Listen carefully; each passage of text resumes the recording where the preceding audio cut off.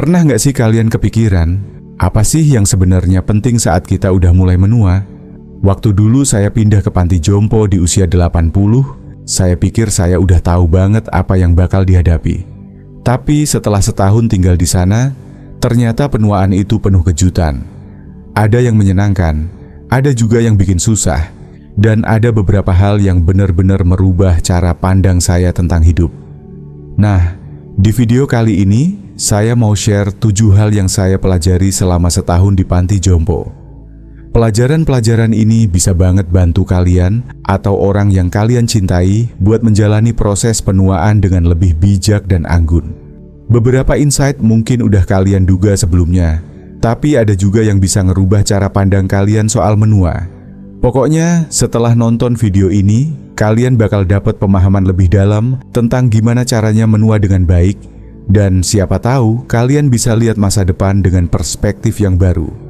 Nggak usah kemana-mana ya, karena pelajaran terakhir bakal sangat berkesan buat saya, dan bisa banget ngubah cara kalian ngadepin perjalanan penuaan kalian ke depannya. Oh, dan kalau belum subscribe, langsung aja klik tombolnya dan aktifin lonceng notifikasi, supaya nggak ketinggalan video seru seputar penuaan, kebijaksanaan, dan hidup yang lebih baik. Yuk, kita mulai. Nomor 1. Kesepian itu pilihan, bukan hukuman. Dulu, waktu pertama kali pindah ke panti jompo, saya pikir saya bakal merasa kesepian. Saya udah kehilangan pasangan bertahun-tahun lalu, anak-anak saya sibuk dengan hidup mereka sendiri, dan banyak teman lama saya udah nggak ada atau jauh. Saya pikir, ya udah, kesepian itu bagian dari menua, sesuatu yang harus saya terima. Tapi setelah setahun tinggal di sini, saya belajar sesuatu yang benar-benar merubah cara pandang saya. Kesepian itu bukan keadaan, itu pilihan. Saya ngelihat 2 tipe orang di sini. Ada yang duduk di kamar sepanjang hari, nungguin orang datang, yakin nggak ada yang peduli sama mereka. Tapi ada juga yang keluar, senyum-senyum ke orang, ngobrol, dan berusaha jadi bagian dari sesuatu. Perbedaan antara mereka bukan soal keadaan, tapi soal cara pikir mereka. Salah satu teman saya, Maria, yang nggak punya keluarga dekat, nggak ada yang nengok, tapi dia salah satu orang paling bahagia yang pernah saya temuin. Saya tanya, gimana dia bisa tetap positif? Dia ketawa dan bilang, saya yang ketuk pintu, saya yang duduk di meja yang penuh, saya nggak nunggu kebahagiaan datang ke saya yang mencarinya. Kalimat itu nempel banget di saya, jadi saya coba deh. Alih-alih duduk di kamar, saya mulai nyapa orang-orang di lorong, ikutan permainan kartu meskipun udah lama nggak main, dan mulai nanya-nanya soal hidup mereka, keluarga mereka, cerita mereka. Dan, luar biasa, dunia saya jadi lebih besar. Semakin saya coba interaksi, semakin banyak orang yang nyambung. Saya nggak cuma ngabisin waktu, tapi mulai bangun hubungan.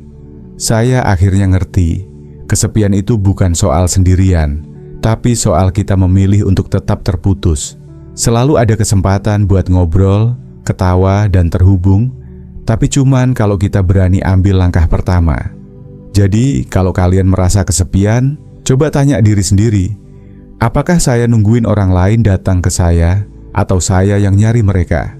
Karena kenyataannya, orang yang cuma nunggu itu sering tetap kesepian. Tapi mereka yang berani menjangkau, mereka yang dapat teman, tujuan, bahkan kebahagiaan. Nomor 2. Kemandirian bisa hilang lebih cepat kalau kita membiarkannya. Waktu pertama kali sampai di panti jompo, saya ngelihat pola yang familiar. Banyak penghuni yang dulunya bisa ngelakuin banyak hal sendiri, tiba-tiba mulai berhenti berusaha. Ada seorang pria, Rizal, yang dulu sangat mandiri dan kuat, mulai minta bantuan untuk hal-hal kecil yang dulu bisa dia lakuin sendiri. Awalnya sih kelihatannya nggak masalah, tapi lama-lama dia jadi lebih lemah, kurang percaya diri, dan makin tergantung sama orang lain. Padahal, kenyataannya, kalau kita berhenti pakai kemampuan kita mulai kehilangannya. Saya cepat belajar kalau mempertahankan kemandirian itu bukan cuma kebiasaan, tapi keputusan aktif. Lebih gampang sih minta orang lain ambilin kopi daripada bangun dan tuang sendiri. Lebih gampang naik lift daripada jalan beberapa langkah ekstra. Tapi setiap kali kita ambil jalan yang lebih gampang, kita melepaskan sedikit kekuatan, mobilitas, dan rasa diri kita. Dan begitu kita nyerahin itu, dapat kembali hampir nggak mungkin.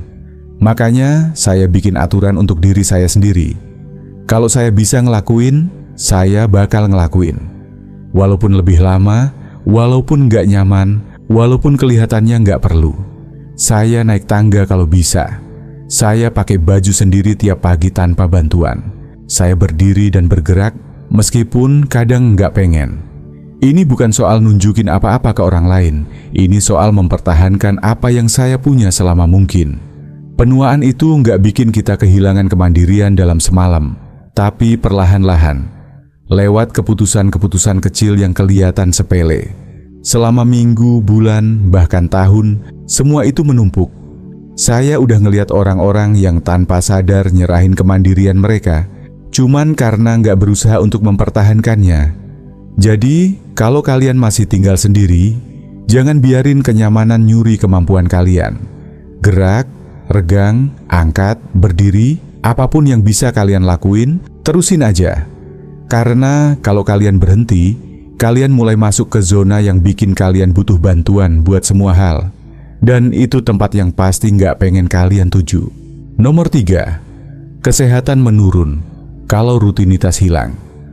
Waktu pertama kali saya sampai di panti jompo, saya mulai ngelihat hal yang agak aneh. Beberapa penghuni kelihatan tajam, terlibat, dan penuh semangat. Sementara yang lainnya kayak kehilangan energi, gak tertarik sama apa-apa. Awalnya saya pikir itu masalah kesehatan aja. Ya, emang ada yang lebih kuat, ada yang enggak. Tapi lama-lama, saya sadar kalau perbedaannya itu bukan soal kesehatan, tapi soal rutinitas. Saya kenal seorang pria, Jordi, pensiunan guru yang udah di usia akhir 80-an. Setiap pagi, dia bangun di waktu yang sama, bercukur, pakai baju rapi, dan jalan-jalan sebentar sebelum sarapan. Dia punya jadwal yang teratur buat baca, ngobrol sama orang, dan bahkan olahraga. Dia tajam, waspada, dan punya karisma. Lalu saya ketemu orang lain yang nggak punya rutinitas sama sekali. Mereka bangun kapan aja, sering banget lewatin waktu makan, di kamar aja, dan biarin hari berlalu gitu aja. Dan ternyata, perbedaan dalam kesehatan fisik dan mental mereka tuh kelihatan banget. Saya cepat belajar kalau tubuh dan pikiran kita butuh struktur. Tanpa itu, semuanya mulai berantakan. Kalau kita nggak punya alasan buat bangun, bergerak, atau terlibat, otot kita mulai lemah, pikiran kita mulai lambat, dan hari-hari kita jadi kabur. Saya ngelihat ini berkali-kali. Orang-orang yang dulunya aktif, mulai menurun cuman gara-gara nggak punya alasan buat tetap aktif. Makanya, saya bikin aturan buat diri sendiri. Setiap hari harus punya rencana. Walaupun kadang nggak mau, saya bangun, mandi dan pakai baju. Saya atur waktu buat makan, baca dan sedikit gerak. Saya coba keluar rumah, walaupun cuma sebentar. Saya ngobrol sama orang-orang pada waktu yang sama setiap hari, biar hubungan itu tetap terjaga. Ini bukan soal sibuk-sibuk, tapi soal tetap terlibat dalam kehidupan. Penuaan itu bukan cuma soal tubuh yang menua, tapi juga soal apa yang kita lakuin di hari-hari kita. Orang yang melepaskan rutinitas seringkali kehilangan semangat mereka, tapi orang yang tetap buat rutinitas, sekecil apapun, tetap tajam, kuat, dan merasa hidup. Saya udah ngelihat ini langsung, dan saya bisa bilang, kalau kalian pengen tetap mandiri, pengen merasa diri sendiri selama mungkin, bangunlah rutinitas dan pegang itu. Mungkin kelihatan kecil, tapi seiring waktu, itu bikin semua perbedaan. Nomor 4, sikap kita itu yang ngebentuk pengalaman kita. Waktu saya pindah ke panti jompo, saya kira orang yang paling bahagia adalah mereka yang sehat-sehat aja, yang masih bisa jalan dengan mudah, sering dikunjungi, dan gak punya masalah medis besar. Tapi ternyata saya salah. Beberapa orang yang paling sehat yang saya temuin malah sengsara, terus-terusan ngeluh dan meratapi apa yang udah hilang. Sementara itu, beberapa orang yang paling bahagia justru yang punya tantangan terbesar, yang di kursi roda, yang punya masalah ingatan, yang udah lebih lama hidup dari teman-teman terdekat mereka. Apa yang bikin beda? Sikap mereka. Saya ketemu seorang wanita, Elina, yang udah 86 tahun dan menderita radang sendi parah yang bikin dia susah gerak.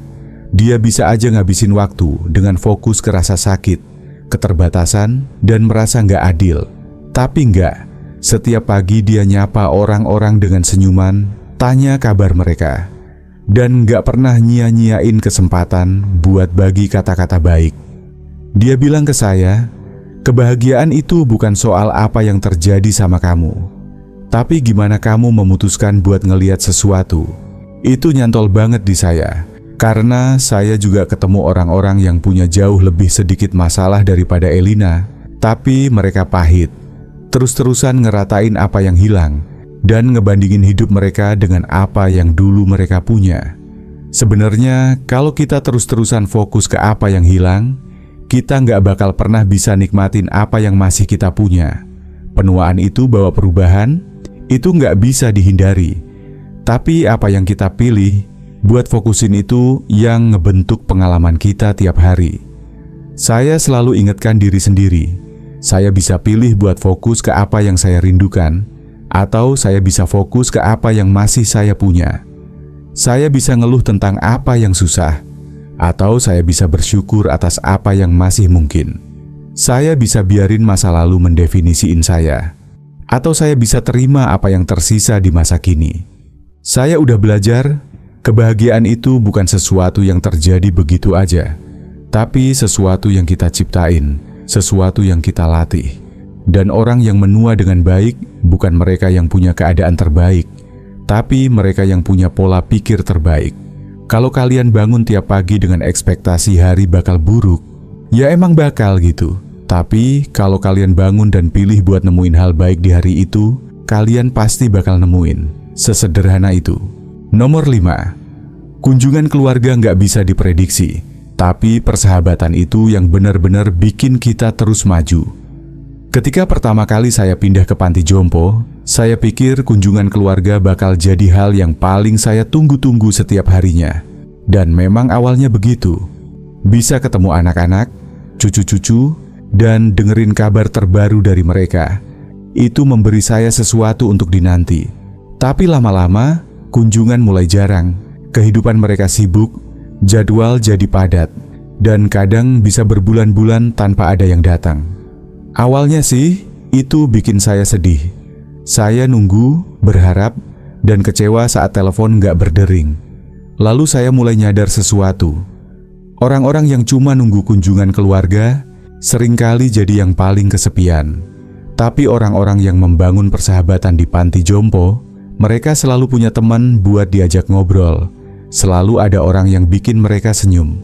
Itulah saatnya saya sadar, keluarga memang penting, tapi persahabatan itu yang bikin kita terus maju. Saya kenal Albar. Dia punya anak yang tinggal jauh, cuma datang beberapa bulan sekali.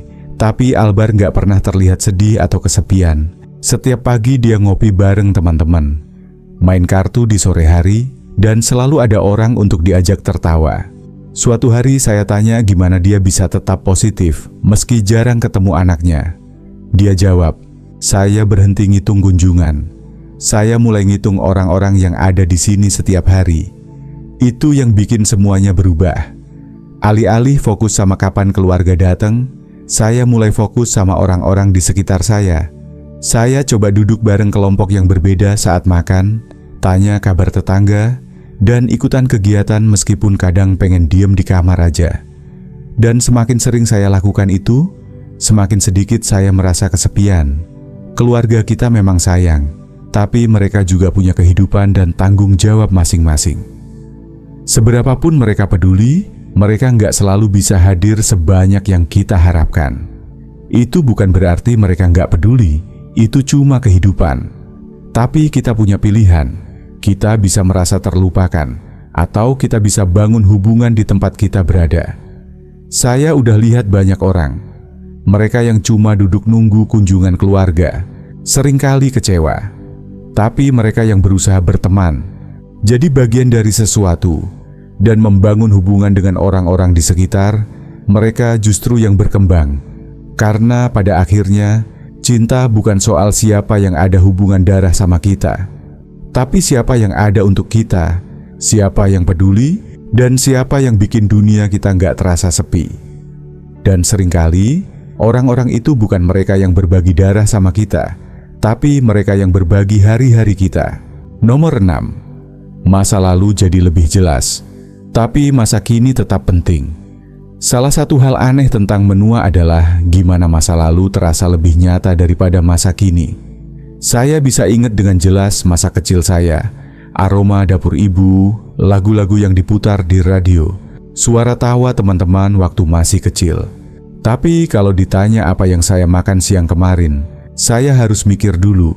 Saya lihat juga ini pada orang lain. Percakapan di panti jompo seringkali beralih ke masa lalu. Cerita tentang pekerjaan lama, cinta masa muda, dan bagaimana semuanya dulu lebih baik. Saya ngerti kenapa. Masa lalu itu familiar, menghibur, dan itu tempat di mana kita kuat, di mana kita dibutuhkan, dan di mana hidup terasa lebih besar. Tapi ada bahaya kalau kita terlalu banyak melamun tentang masa lalu, bisa-bisa kita lupa kalau kita masih hidup sekarang. Saya ketemu Karyo, pria 89 tahun yang bisa cerita tentang masa mudanya dengan detail luar biasa. Tapi sayangnya, cuma itu yang dia ceritain. Masa lalu, dia nggak pernah ikut kegiatan, nggak pernah nanya-nanya tentang hidup orang lain, dan nggak pernah terlihat tertarik sama apa yang terjadi sekarang. Seolah-olah dia udah anggap hidupnya selesai, meskipun dia masih hidup. Lalu ada Rina, usianya 84 tahun, suka inget masa lalu, tapi dia nggak pernah biarin itu ngentupin dia buat hidup di masa kini. Dia selalu penasaran, selalu nyobain hal baru. Saya ingat dia pernah bilang, saya punya lebih banyak hari kemarin daripada hari esok, tapi itu nggak berarti hari ini nggak penting. Itu kalimat yang ngena banget buat saya, karena kenyataannya, nostalgia itu hadiah. Itu ngingetin kita tentang dari mana kita berasal, hidup yang udah kita bangun, dan momen-momen yang udah ngebentuk kita. Tapi itu nggak boleh ngerampas masa kini kita. Kita masih punya percakapan buat dinikmatin, makanan buat disantap, orang buat dihubungi, dan momen-momen yang pantas untuk kita jalani. Hidup mungkin nggak kaya dulu, tapi hidup itu masih ada. Kalau kita terlalu lama terjebak di masa lalu, kita bisa kehilangan apa yang masih ada di masa kini. Jadi, ya, ceritain kisah-kisah kalian, ingat hari-hari terbaik kalian, senyum ke kenangan yang menghangatkan hati. Tapi jangan lupa untuk lihat sekeliling, tetap terlibat, dan terus hidup. Karena meskipun kita udah jalanin banyak tahun, waktu yang kita punya sekarang itu masih penting. Kalau kalian masih nonton dan merasa wawasan ini berguna, komen nomor 6 di bawah, buat kasih tahu kalau kalian masih ada di sini. Dan kalau belum subscribe, yuk langsung subscribe dan aktifin loncengnya biar nggak ketinggalan video selanjutnya. Dukungan kalian membantu kita terus bikin konten yang bermanfaat dan menginspirasi. Sekarang, mari kita lanjut. Nomor 7. Hal-hal kecil bikin perbedaan besar. Seiring bertambahnya usia, dunia, Anda bisa terasa lebih sempit. Petualangan besar, pencapaian karier, atau momen-momen penting yang dulu bikin hidup terasa penuh, semuanya jadi bagian dari masa lalu. Apa yang tersisa adalah momen sehari-hari, rutinitas kecil, dan hal-hal sederhana yang mengisi waktu kita. Dan apa yang saya pelajari setelah setahun tinggal di panti jompo adalah bahwa hal-hal kecil itu justru jauh lebih penting dari yang kita kira. Saya udah lihat banyak orang nemuin kebahagiaan dalam hal-hal sederhana. Secangkir kopi hangat di pagi hari, lagu favorit yang diputar, atau sinar matahari yang terasa hangat di kulit saat duduk di dekat jendela. Ada seorang pria bernama Haryadi, 82 tahun, yang selalu tersenyum setiap kali dia makan permen biskuit favoritnya. Dia nyimpen sedikit di lacinya dan sering nawarin biskuit itu ke siapapun yang mampir. Itu mungkin terdengar kecil banget, bahkan gak penting buat kebanyakan orang, tapi buat Haryadi, itu jadi ritual yang bikin dia merasa nyaman, terhubung, dan sedikit lebih bahagia. Saya sendiri juga mulai menghargai momen-momen kecil itu. Rasanya beda banget saat saya minum teh pagi pertama, dengar suara burung di luar jendela, atau teman-teman nyapa di lorong. Saat hidup melambat, hal-hal kecil itu jadi yang paling berarti.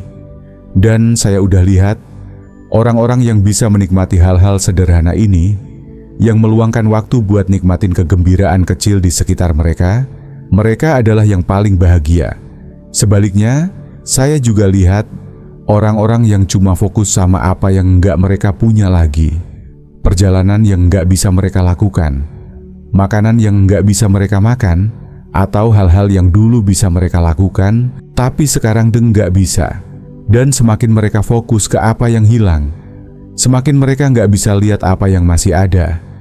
Kenyataannya, kebahagiaan nggak selalu datang dari hal besar. Terkadang, itu cuma makanan enak, percakapan seru, atau momen tenang yang bikin kita merasa damai. Dan kalau kita belajar buat menghargai hal-hal kecil itu, hidup kita jadi sedikit lebih cerah, dimanapun kita berada dan apapun tahap hidup kita. Jadi, coba tarik napas dalam-dalam, perhatiin hal kecil di sekitar kita, suara, bau, rasa, atau perasaan yang bisa bawa sedikit kebahagiaan. Pegang itu erat-erat. Karena pada akhirnya, bukan momen besar yang bikin hidup kita berarti, tapi hal-hal kecil yang bikin setiap hari jadi layak dijalani. Setelah setahun di panti jompo, saya sadar banget kalau penuaan itu bukan cuma soal bertambahnya usia, tapi juga tentang bagaimana kita memilih untuk menjalani tahun-tahun yang tersisa. Kemandirian bisa memudar kalau kita biarkan, tapi kalau kita tetap aktif dan terlibat, kita ternyata masih bisa mempertahankan banyak hal yang kita kira sudah hilang. Kesepian bukanlah takdir yang harus diterima. Itu adalah pilihan. Dan semakin kita berusaha menjangkau orang lain, semakin kita merasa terhubung. Rutinitas itu bukan cuma cara buat ngisi waktu, tapi juga fondasi yang bikin tubuh dan pikiran kita tetap kuat. Sikap kita juga penting banget. Orang-orang paling bahagia yang saya temui bukan yang sehat banget, tapi mereka yang memilih untuk fokus pada apa yang masih mereka punya, bukan yang sudah hilang. Kunjungan keluarga mungkin nggak selalu sering, tapi persahabatan bisa banget mengisi kekosongan itu dan membawa kebahagiaan yang stabil. Masa lalu bakal selalu ada, tapi kalau kita terus-menerus melihat ke belakang, kita berisiko kelewatan momen yang masih ada. Dan pada akhirnya, hal-hal kecil, kopi pagi, tawa, sinar matahari yang masuk dari jendela, itu yang benar-benar bikin hidup terasa penuh. Jadi, kalau ada satu hal yang bisa kamu ambil dari ini, inilah dia. Hidup nggak berhenti hanya karena keadaan berubah.